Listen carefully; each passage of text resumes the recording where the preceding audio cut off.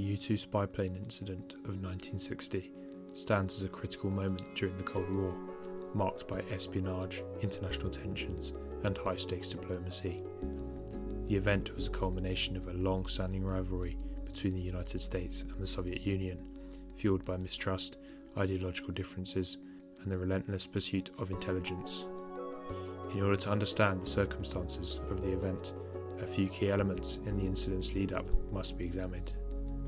Firstly, the US U-2 spy plane program, and secondly, the state of tensions between the two superpowers during the late 1950s. In the years following World War II, intelligence gathering became a top priority for both the United States and the Soviet Union. The era of espionage escalated rapidly, leading to the development of sophisticated reconnaissance aircraft like the U-2. The U-2, short for Utility 2, was a high-altitude reconnaissance plane designed for strategic intelligence gathering. Lockheed's Skunk Works division, led by the legendary engineer Clarence Kelly Johnson, developed this top-secret project for the CIA. The U-2's defining feature was its ability to fly at altitudes beyond the reach of most Soviet interceptors and surface-to-air missiles, which provided it with a significant advantage for reconnaissance purposes. The US intelligence community recognized that obtaining accurate information about Soviet military capabilities, particularly nuclear capabilities, was vital for national security. Thus, the U-2 program was born. The late 1950s were characterized by intensifying tensions between the United States and the Soviet Union. The rivalry between these superpowers was not merely ideological, but also technical and military. Both nations vied for strategic dominance and were willing to employ covert methods to achieve their goals. During the period, the US and the USSR were locked in a dangerous nuclear arms race. The Soviets successfully tested their first intercontinental ballistic missile in 1957 and launched the Sputnik satellite into orbit. This event heightened concerns in the United States about Soviet capabilities and intentions. A few other defining moments included the division of Berlin into East and West, which had long been a source of tension. Both nations were also conducting extensive espionage operations. The US utilized the U-2 spy plane for strategic reconnaissance, while the Soviet Union improved its counterintelligence measures to protect state secrets. On top of this, the Cuban Revolution, culminating in Fidel Castro's rise to power in 1959, added a new dimension to the Cold War, with the United States viewing Cuba as a potential Soviet ally in the Western Hemisphere. The lead-up to the U-2 spy plane incident was a reflection of the escalating tensions and fierce competition between the United States and Soviet Union during the late 1950s. With all this adding fuel to the fire, all that was needed was a spark to set it all ablaze.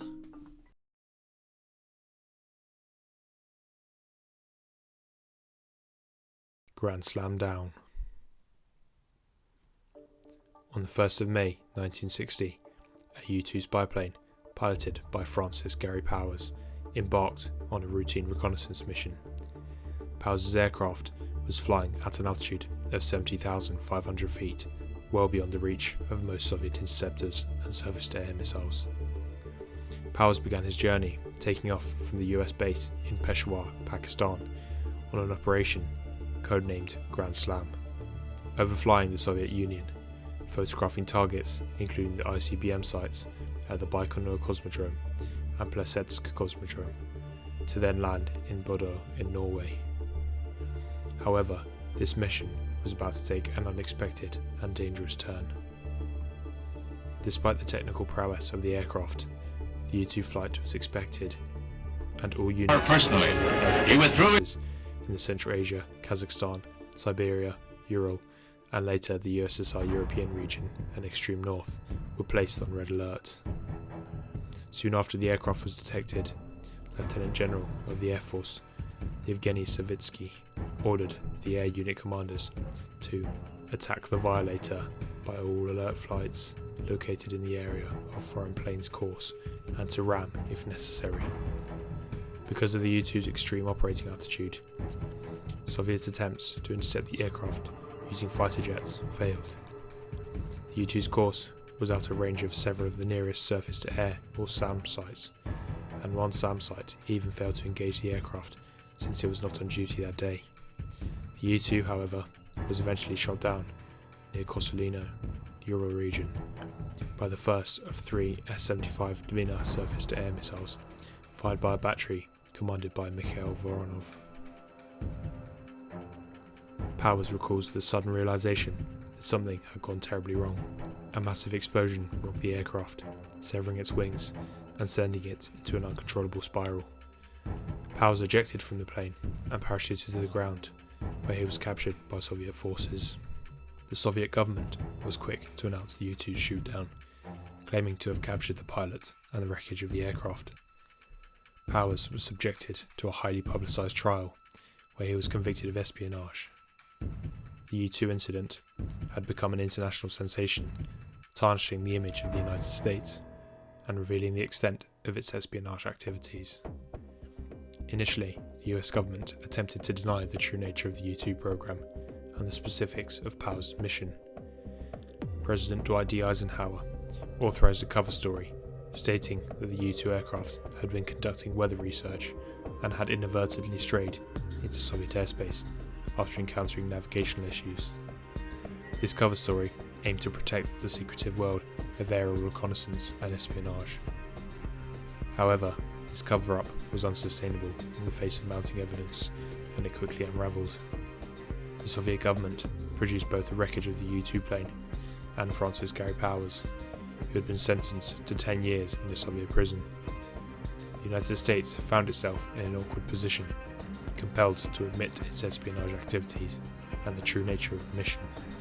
On the 16th of May 1960, the Soviet Union presented evidence of the U-2 wreckage at the United Nations, effectively exposing the United States' deception.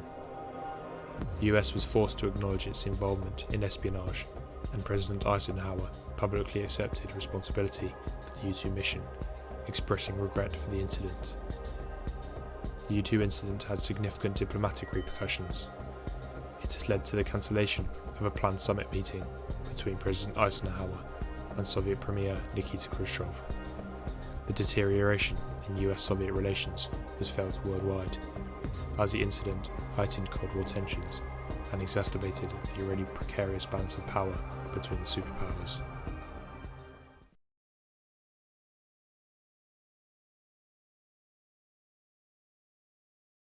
Fallout. The shoot-down of the U-2 spy plane and the subsequent international scandal had profound and far-reaching consequences. In the immediate aftermath of the U-2 incident, the world watched with bated breath as the superpowers reacted. In the United States, the capture of pilot Francis Gary Powers led to public outrage and widespread condemnation of the Soviet Union. President Dwight D. Eisenhower faced mounting domestic and international pressure as the Soviet exposure of the U-2's espionage mission laid bare the US's clandestine activities. Moreover, the incident cast a shadow over the upcoming Four Powers Summit, a high-stakes diplomatic meeting set to take place in Paris, featuring leaders of the United States, Soviet Union, United Kingdom and France, aiming to ease the rising tensions of the Cold War. Soviet Premier Nikita Khrushchev, infuriated by the U-2 mission, publicly demanded an apology from the US and the end of all aerial reconnaissance flights near the Soviet Union. Khrushchev's ultimatum created a diplomatic standoff, and President Eisenhower's efforts to resolve the situation proved unsuccessful.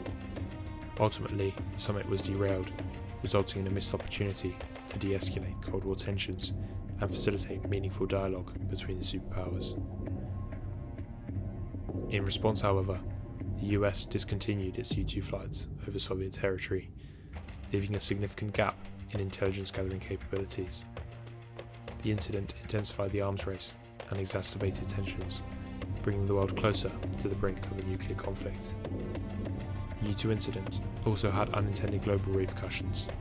In Pakistan, an American U-2 spy plane, operating out of Peshawar, crashed in the Himalayan region during a mission to monitor China.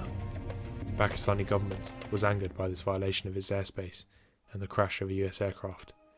Similarly, Norway was thrust into the controversy when it was revealed that US surveillance equipment for the U-2 planes had been assembled on Norwegian territory. These developments led to diplomatic tensions between these nations and the US. After his capture by Soviet forces, Francis Gary Powers faced a tense international situation. He was put on trial in Moscow, where he admitted to conducting espionage on behalf of the United States. Powers was convicted and sentenced to 10 years in a Soviet prison. However, after serving only 2 years, he was released in a prisoner exchange involving American student Frederick Pryor and Soviet spy Rudolf Abel, a story made famous by the film Tinker Tailor Soldier Spy. Powers' return to the United States marked the end of a harrowing chapter in his life and the U-2 incident's fallout. The event also led to a re-evaluation of espionage tactics and technology. The vulnerability of high-flying reconnaissance aircraft was evident, prompting the development of alternatives such as satellite surveillance, which reduced the risk to human operatives. Satellite technology proved more resilient and less prone to international incidents. Moreover, the incident emphasized the importance of operational security and cover stories to protect the true nature of intelligence missions.